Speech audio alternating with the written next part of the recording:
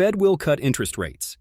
Next week, despite rising inflation. In the world of finance, every move by the U.S. Federal Reserve, the Fed, is closely watched by investors, businesses, and governments.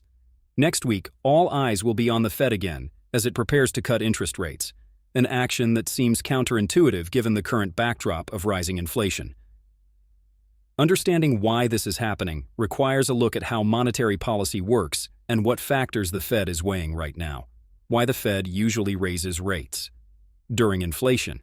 Typically, when inflation is high, central banks raise interest rates to cool down spending and borrowing. Higher rates make loans more expensive for businesses and consumers, which can reduce demand and slow price increases. This was the Fed's playbook for most of 2022 and 2023 as inflation surged after the pandemic.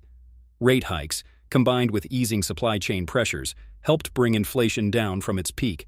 What's different this time? So why would the Fed cut rates now, even though inflation remains elevated? The answer lies in the balance it must strike between price stability and economic growth. Recent economic data has shown signs of a slowdown, particularly in the labor market and manufacturing sector. Job creation has weakened, consumer spending is slowing, and some leading indicators point to a possible recession.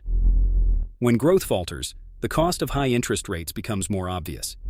Businesses face higher borrowing costs, mortgage rates weigh on housing demand, and consumer credit becomes more expensive. If the Fed keeps rates too high for too long, it risks pushing the economy into a deep downturn. The Fed's dual mandate. The Fed has a dual mandate: maintain price stability, control inflation, and achieve maximum sustainable employment. While inflation is still above the Fed's 2% target, rising unemployment and slowing GDP growth may have convinced policymakers that the risks of a sharp slowdown outweigh the risks of inflation staying elevated a bit longer.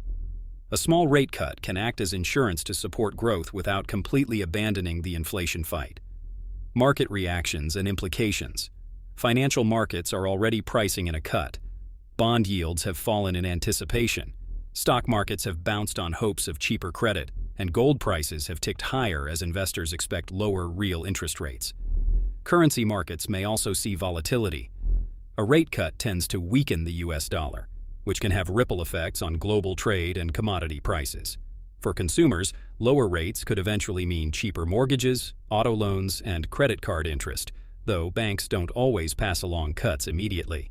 For businesses, borrowing to invest in new projects might become more attractive again. Looking ahead. The Fed's decision next week will be closely analyzed, not just for the rate move itself, but for the accompanying statement and press conference.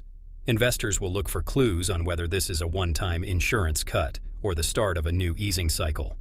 The key question: will inflation come back down without derailing growth, or will the Fed's move risk reigniting price pressures? Understanding this delicate balancing act helps investors and citizens alike see why central bank policy is rarely black and white. Even in an environment of rising inflation, the Fed may judge that supporting growth today will produce a healthier economy and ultimately lower inflation tomorrow.